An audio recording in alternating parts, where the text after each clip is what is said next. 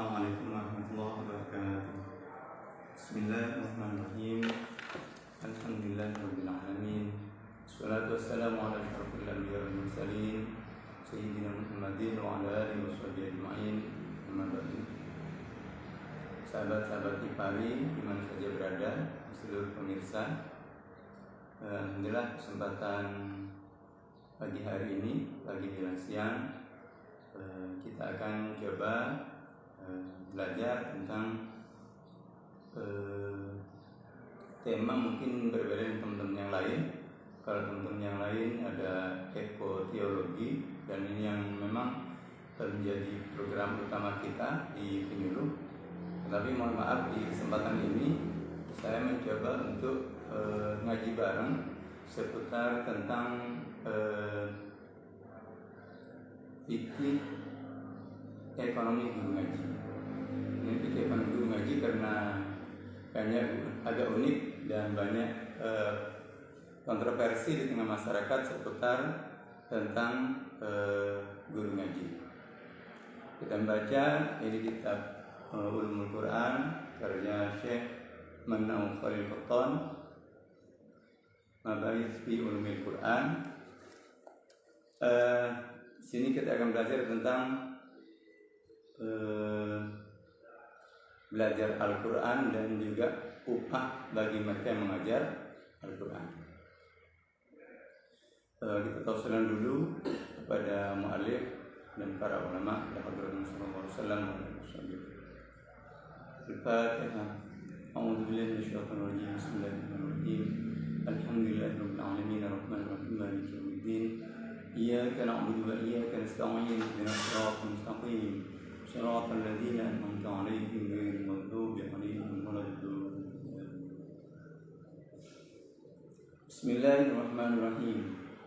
Ta'allumul Qur'an wal ujratu 'alaihi.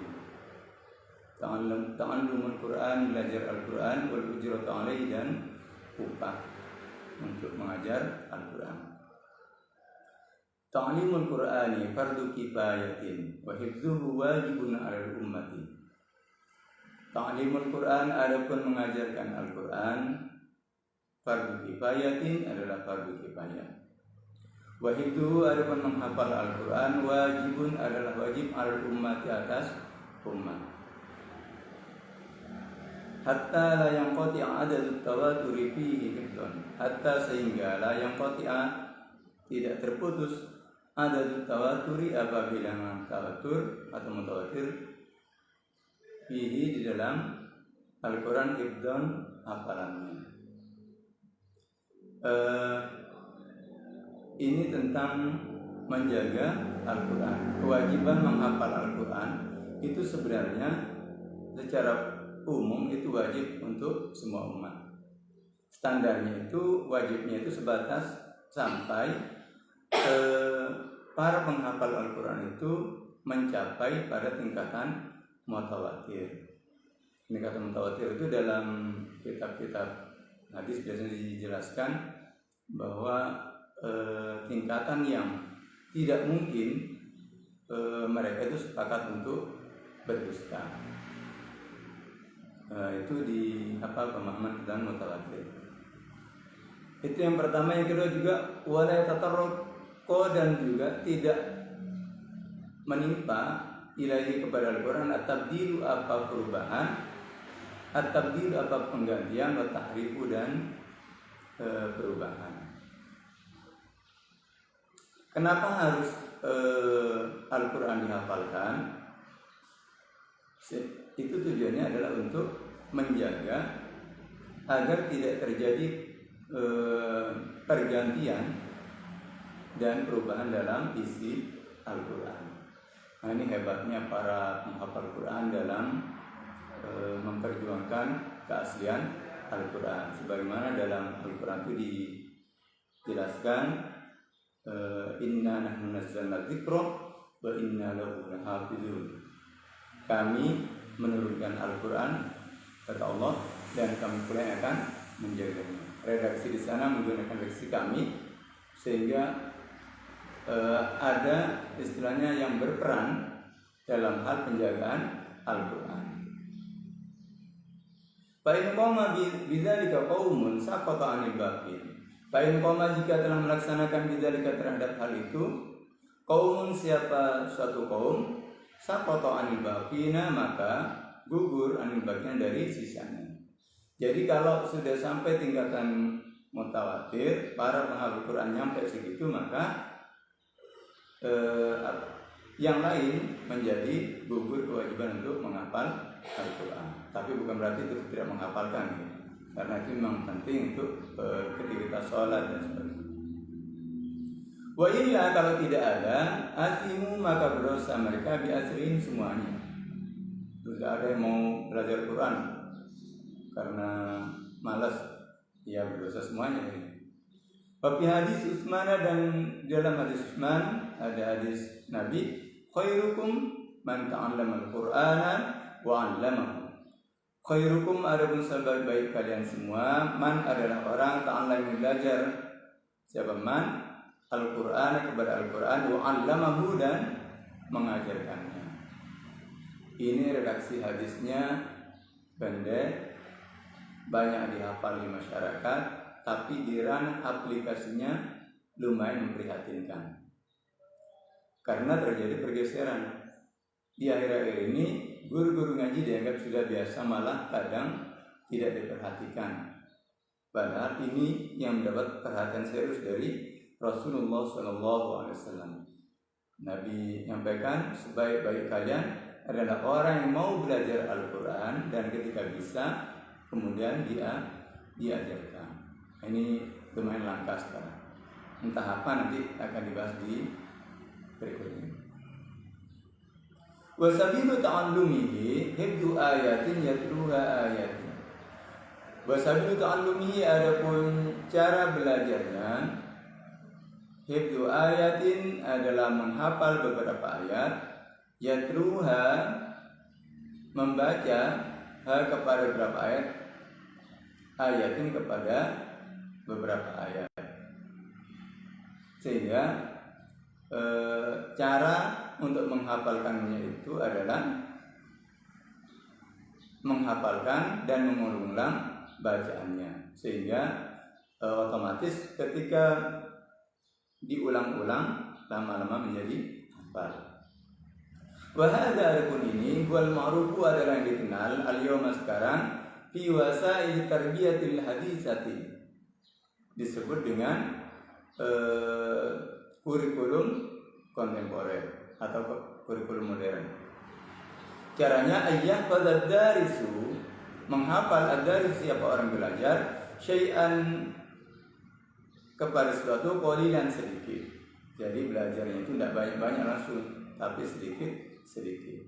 Summa yutbi'ahu, kemudian mengikutkan hu kepada syai' tadi bi qalilin akhari, dengan sesuatu yang sedikit yang lain. Artinya ngapal dulu sedikit, kemudian ditambah lagi, ngapalkan sedikit lagi.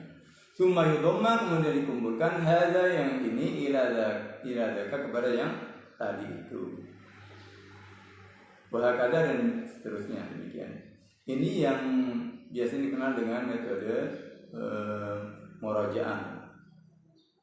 An Abi Al-Aliyah qala, dari Abi Al-Aliyah qala ta'allamul Qur'ana khamsa ayatin.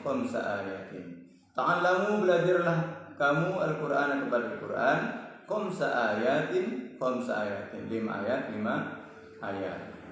Jadi sebenarnya kalau ini diterapkan baik di hafalan atau untuk baca Al-Qur'an sendiri, dihafal 5 ditekuni, kemudian bisa maka pindah ke 5 ayat berikutnya, maka insyaallah lebih mudah. Sama hanya ketika kita belajar Al-Quran, ketika 5 ayat itu ditekuni, mahir, benar panjang pendeknya, secara tajwidnya benar, baru kemudian pindah ke ayat berikutnya dengan benar, maka insyaallah bacaannya akan baik.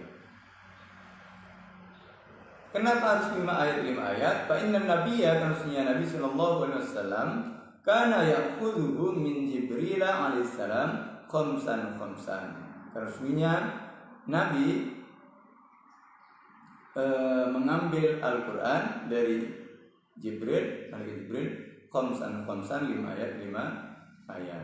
Ini tentang metode bagaimana menghafal Al-Quran atau belajar Al-Quran.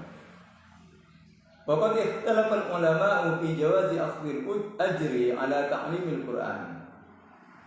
Waqad ikhtalafa al-ulama, dan sungguh berbeda pendapat siapa beberapa ulama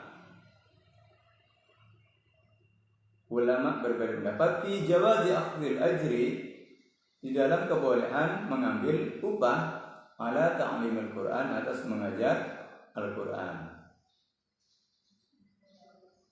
Jadi dari dulu memang terjadi perbedaan pendapat di kalangan ulama tentang upah atau menerima upah mengajar Al-Quran. Warajjah, dan mengunggulkan al-muhaqqiquna, siapa ulama muhaqqiqun, al-jawaza, kepada kebolehan mengambil upah. Ya qauli sallallahu alaihi wasallam, karena sabda Nabi sallallahu alaihi wasallam, inna haqqa ma akhadtum alaihi ajran kitabullah. Inna haqqa ma akhadtum, sesungguhnya paling berhaknya sesuatu akhadtum yang kamu ambil alaihi atas ma ajran, kepada upah, kitabullah adalah kitab Allah. Jadi paling berhaknya sesuatu yang untuk kita ambil sebagai balasan atau upah, itu adalah mengambil dari manfaat dari mengajar Al-Quran. Wa qauluhu, dan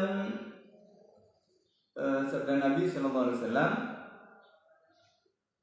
zawwajtukaha bima ma'aka minal Quran.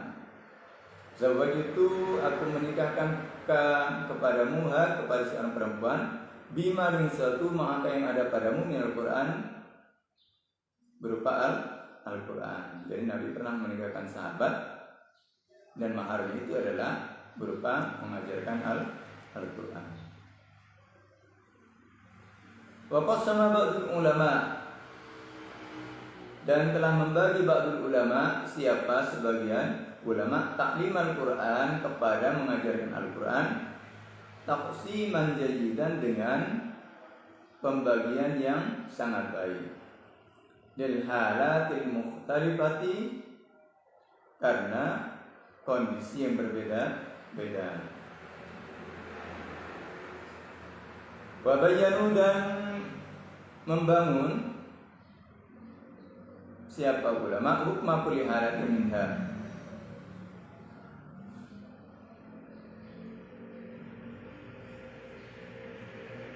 Wabayanu, dan menjelaskan siapa ulama hukma kulli halatin, kepada hukum tiap-tiap keadaan, minha, dari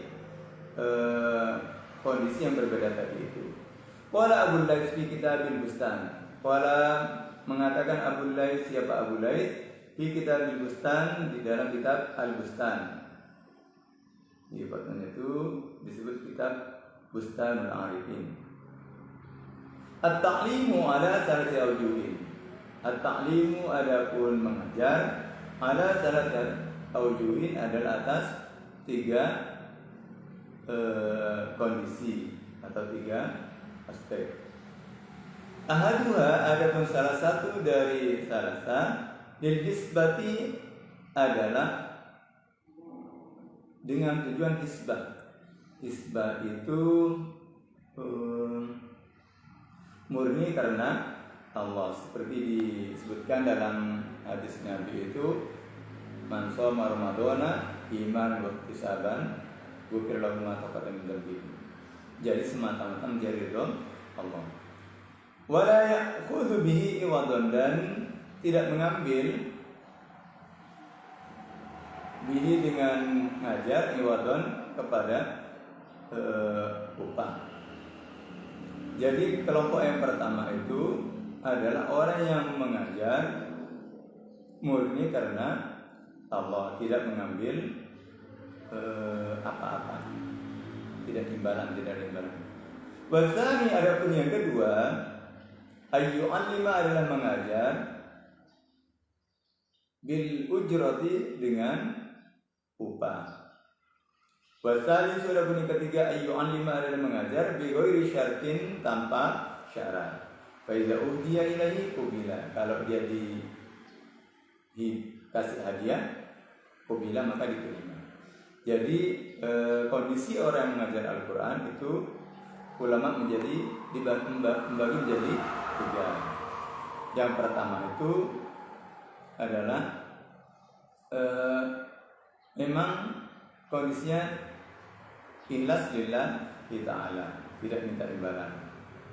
Ini termasuk lumayan berat. Jadi untuk mengamalkan ini lumayan berat dengan perkembangan situasi dan kondisinya. Yang kedua tadi mengajar Al-Quran dan mengambil upah atau menerima upah. Yang ketiga, tidak ada syarat apa-apa. Kalau dikasih ya diambil, kalau tidak ya tidak, muring-muring, mungkin begitu. Fal awwalu, adapun yang pertama, ma'jurun alaihi adalah diberi pahala, mendapat pahala. Wa huwa, adapun kelompok yang pertama, amalul anbiya adalah amalnya para nabi alaihi wassalatu wassalam. Jadi ini tingkatan para nabi, para nabi-nabi. Yang mudah-mudahan umatnya ada yang mampu mengikuti, karena memang berat. Wasani, adapun yang kedua, mukhtalafun fi adalah diperselisihkan. Fakila dikatakan la juzu, ada yang mengatakan tidak boleh. Di Qur'an sallallahu alaihi wasallam dasar mengatakan itu tidak boleh karena hadis Nabi, balighu anni walau ayatan. Balighu, sampaikanlah olehmu anni dariku walau ayatan, sekalipun satu ayat. Nah, ini dijadikan pegangan ulama yang tidak memperbolehkan mengambil upah mengajar Al-Quran. Wakilah, dan dikatakan pendapat yang kedua justru boleh. Wal afdalu, adapun yang afdal lil muallimi bagi seorang muallim, ayyusyarita, adalah mensyaratkan al-ujrata kepada upah lil hifdzi, untuk hafalan, wa ta'limil kitabati, dan mengajar menulis. Jadi yang afdal itu bagi seorang muallim mensyaratkan upahnya itu hanya untuk menghafal dan untuk mengajarkan menulis Al-Quran. Fa in syarata li ta'limil Quran, dan jika mensyaratkan siapa muallim li ta'limil Quran, untuk mengajarkan Al-Quran, arju annahu la ba'sa bihi, aku harap hal itu tidak apa-apa. Ya, harapannya menurut pengarang kitab ini, Syekh Manal Khattan, itu harapannya ya tidak apa-apa, tidak dipersoalkan kalau ada seorang muallim yang mensyaratkan harus membayar upah. Lianna muslimina, karena orang-orang muslim, qatawarathu, sungguh sudah turun-temurun saling mewarisi zalika, kepada hal itu. Wahtaju, dan butuh siapa muslim lahu kepada taklim. Ya, karena orang muslim itu sudah menjadi sesuatu yang turun-menurun.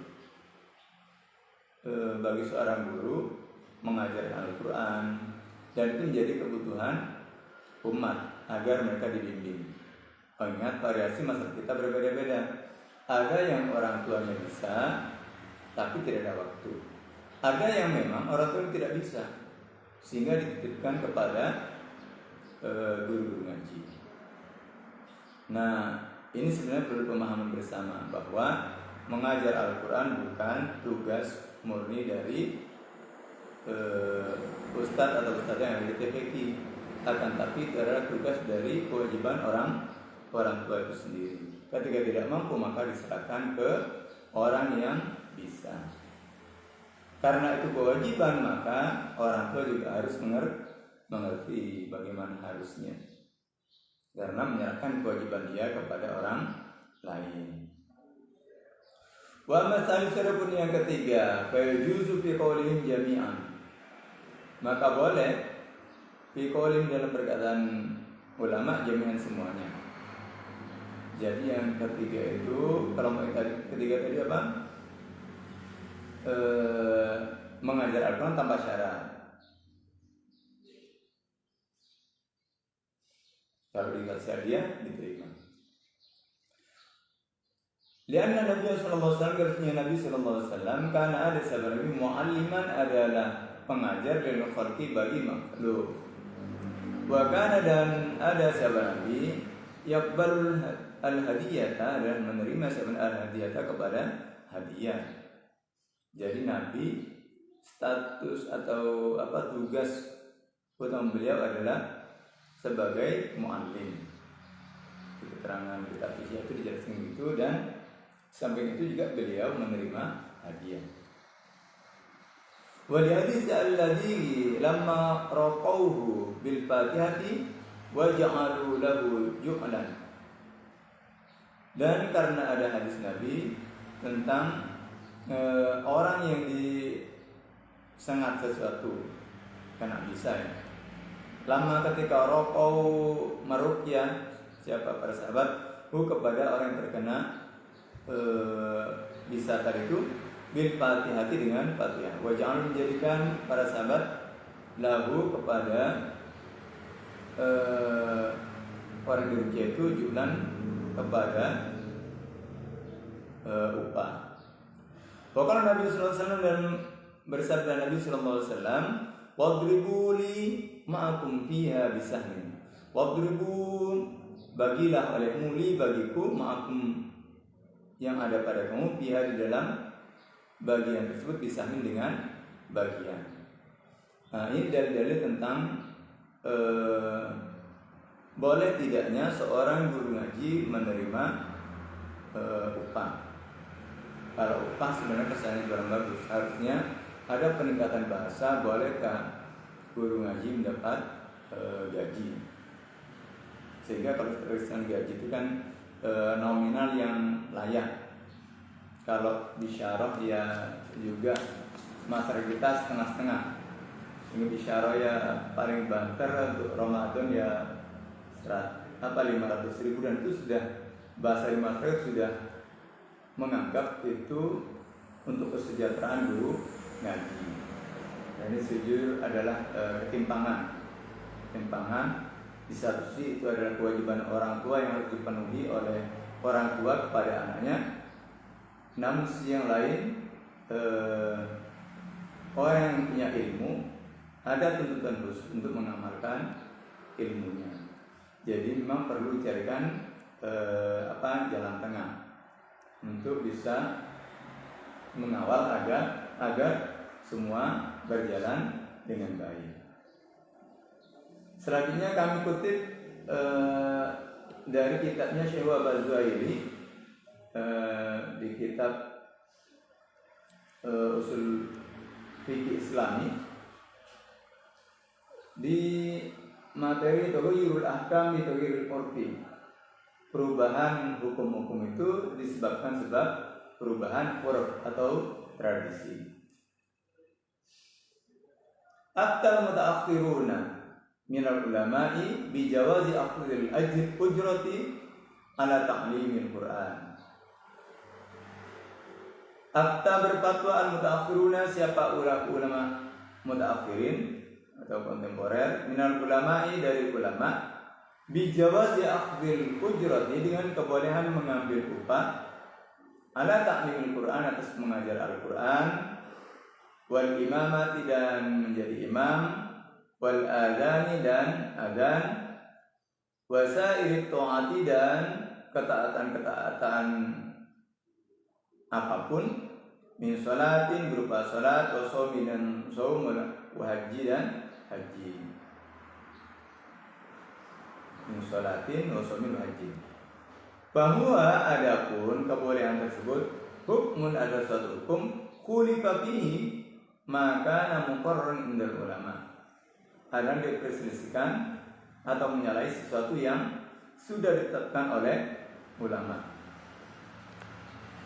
Jadi kebolehan mengambil upah untuk guru ngaji itu yang itu disampaikan oleh ulama mutaakhirin itu menyalahi dari ketetapan ulama sebelumnya yang mengatakan itu tidak boleh. Wa minhum, dan ialah termasuk dari mutaakhirin a'immatul Hanafiyati adalah imam-imam mazhab Abu Hanifah. Kenapa? Naudron, karena mempertimbangkan litawiriz zaman, karena perubahan zaman. Jadi di awal disebutkan bahwa pertimbangan yang digunakan oleh ulama itu adalah perubahan zaman. Yang pertama adalah perubahan zaman. Yang